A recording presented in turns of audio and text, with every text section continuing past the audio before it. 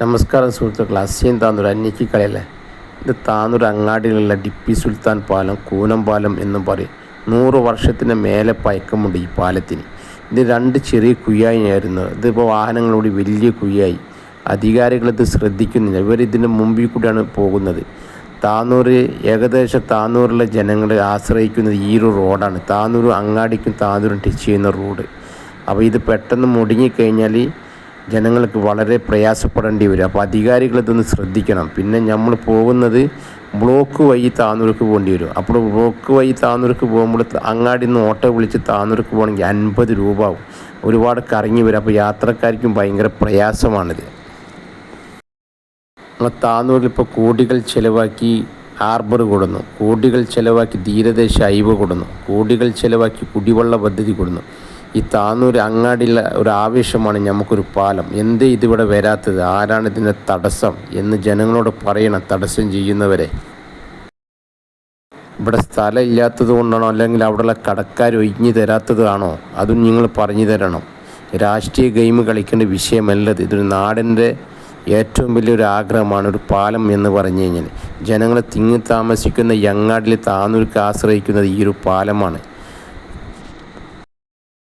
ഈ വഴി പാലം വരാൻ സ്ഥലമില്ലെങ്കിൽ പിന്നെ നമ്മൾ താന്നൂർ അനീഫ ഡോക്ടർ ഹോസ്പിറ്റലിൻ്റെ അവിടെ നിന്ന് പടിഞ്ഞാട്ടേക്കൊരു റോഡുണ്ട്. ആ റോഡ് വരുന്നത് കനാലിൻ്റെ ഭാഗത്ത് വന്ന് നിൽക്കും.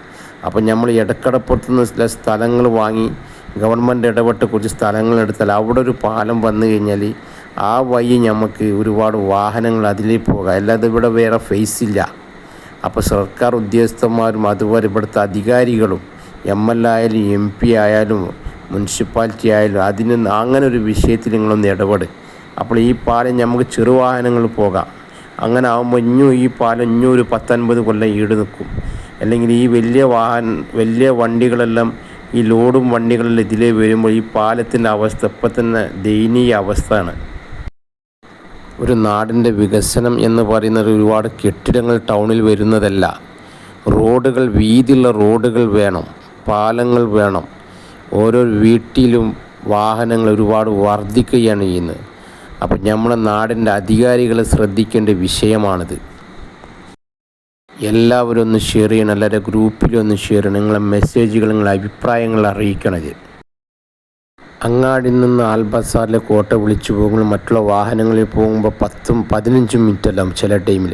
അതേ സ്ഥാനത്ത് ആൽബസാറിൽ നിന്ന് ഒട്ടും പുറത്തേക്ക് പോകാൻ വെറും 2 മിനിറ്റ് മതി. റോഡ് വീതിയില്ലാത്തത് കാരണം അതും എന്ന് ശ്രദ്ധിക്കൂ.